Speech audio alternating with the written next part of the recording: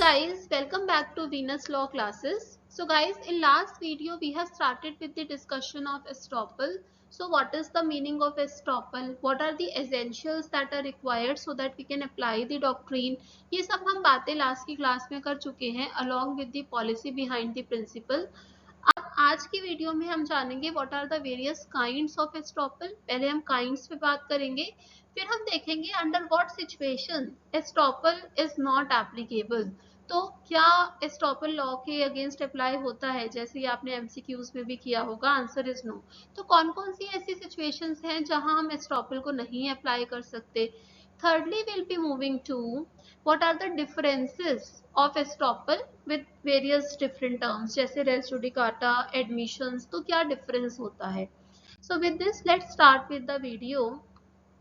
Estoppel by record, estoppel by deed, and thirdly estoppel by matters in pious. So these are the three different kinds of estoppel. One by one we'll be understanding each of them. Estoppel by record, by judgment. इसका मतलब क्या होता है guys. Suppose करो कि एक judgment है and it is a final judgment on the point and if it is given by a competent court तो हम उसको कहते हैं कि it is estoppel by record. तो आप इसको ट्रेस कर सकते हो section number 11 that is dealing about the principle of res judicata. इसकी रेलेवेंसी, ऐसी जजमेंट्स की रेलेवेंसी आपको सेक्शन नंबर 40 में डिस्कस कर रखी है इंडियन एविडेंस एक्ट के. तो ये बहुत इजी है, very easy. Now second, estoppel by deed. When two parties enter into an agreement, तो देखो गाइस यहाँ पे written तो होना ही चाहिए because they are referring to a word deed. So suppose किसी डॉक्यूमेंट में कोई फैक्ट है, किसी फैक्ट का एजर्शन किसी पार्टी ने किया, सो हम कहते हैं कि वो पार्टी और उसका रिप्रेजेंटेटिव अब उसको डिनाई नहीं कर सकता. बट क्या ये जो कॉन्सेप्ट है वो टोटली एप्लीकेबल इन इंडिया है. Answer is no. तो गाइस सपोज करो कि ये एक डॉक्यूमेंट है, इसमें कोई स्टेटमेंट है. पर से सपोज करो कि ये स्टेटमेंट क्या है, एडमिशन है, provided the conditions of admissions they are being fulfilled. अब ये एडमिशंस अपने आप में एस्टॉपल नहीं हो जाएंगे, क्योंकि अभी मैं दोनों का डिफरेंस भी बताऊंगी आपको क्या होता है.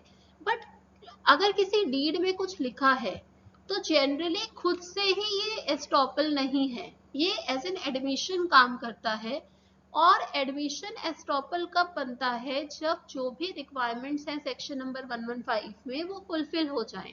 अब रिक्वायरमेंट कैसे फुलफिल होती हैं, जैसे मैंने आपको लास्ट की क्लास में बताया कि एक रिप्रेजेंटेशन है, चलो यहाँ पे कुछ लिखा गया है.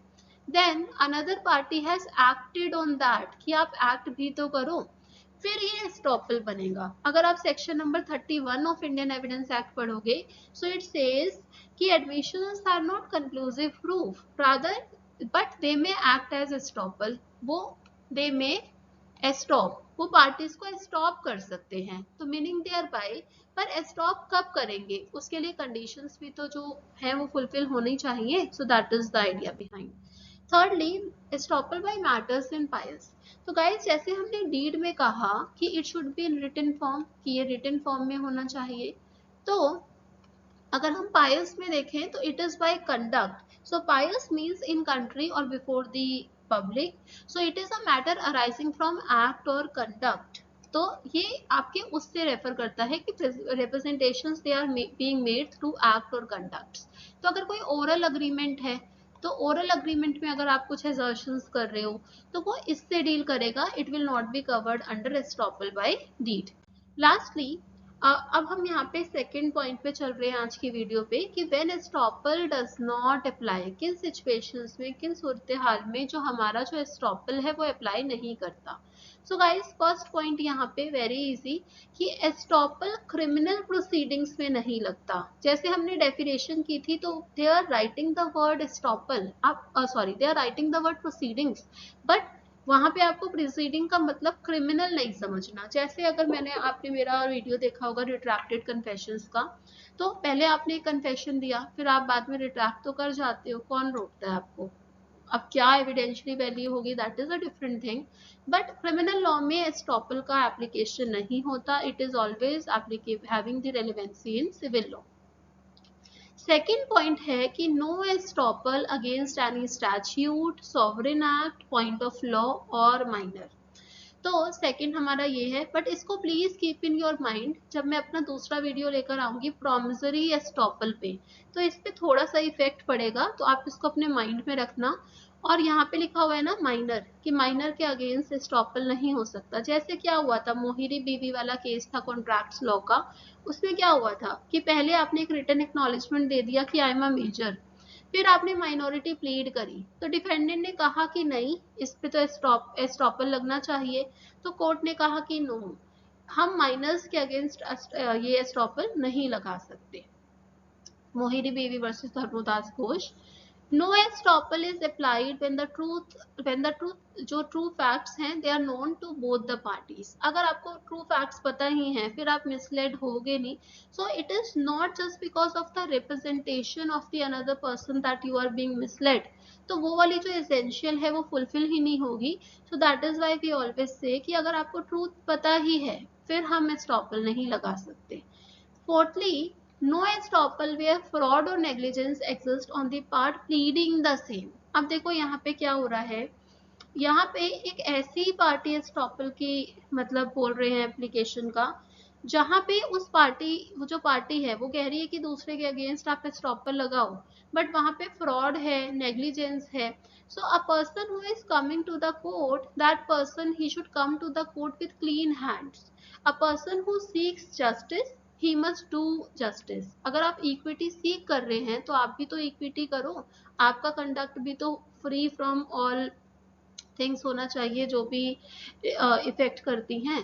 सो there is no estoppel against unlawful transfer of property. अगर सपोज टीपीए कहता है कि this transfer it is not lawful और ये वॉइड होगा, तो वहां पे आप एस्टॉपल अप्लाई नहीं कर सकते, because it is going against the statute itself. So ये आपको पूरे 5 पॉइंट बिल्कुल अपने माइंड में पिक्चर की तरह फिक्स कर लेने हैं, सो दैट आपका प्री में कोई भी क्वेश्चन गलत ना हो। नाउ लास्टली डिफरेंसेस पे चलते हैं guys.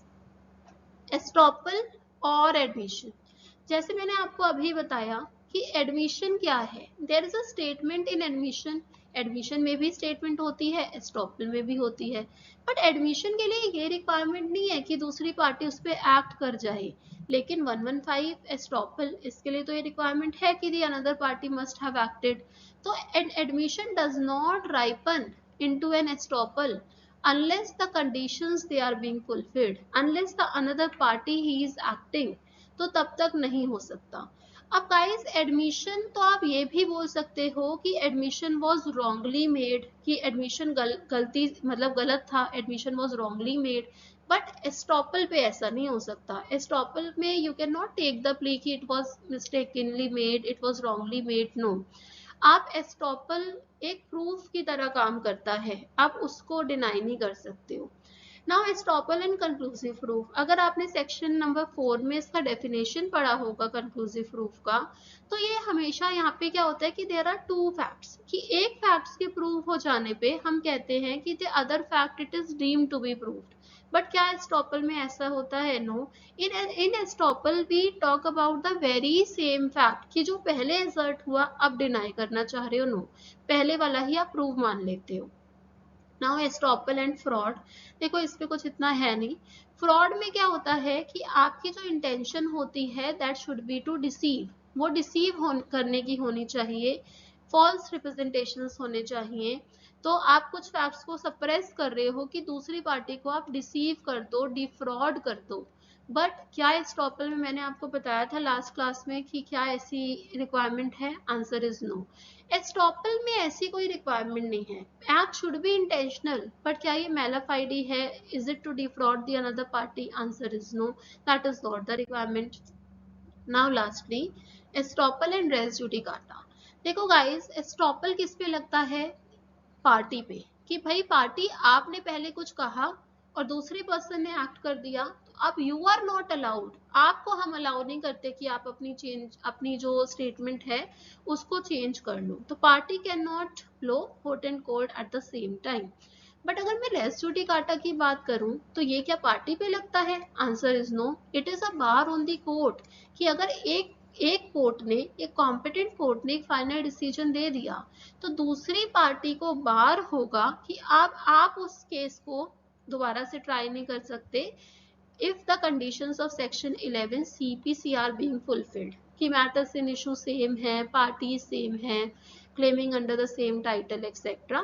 So in that case आप नहीं कर सकते. अगर मैं पॉलिसी की बात करूं तो ये इक्विटेबल पॉलिसी पे बेस्ड है कि इनजस्टिस नहीं होनी चाहिए दूसरी पार्टी को जिसने आपके भरोसे पे एक्ट किया है, आपकी रिप्रेजेंटेशन के बेस पे एक्ट किया है.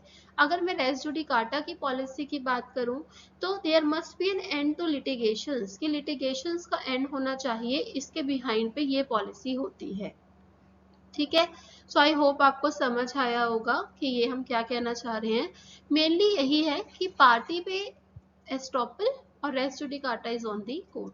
सो गाइज आई होप आपको समझ आया होगा, specially the estoppel by deed, क्योंकि मुझे लगता है वहां पे ना थोड़ा हम गलत उसको समझते हैं. बट हर एडमिशन इज नॉट एस्ट्रोपल. ऐसा नहीं है कि सेक्शन नंबर 31 की वजह से जैसे ही यू सेड एडमिशन वैसे it becomes estoppel. Answer is no, ऐसा नहीं होता. ठीक है. So guys thank you so much. If you're liking the videos, please like the video, share the channel with your friends also. Thank you so much. Keep studying. Bye.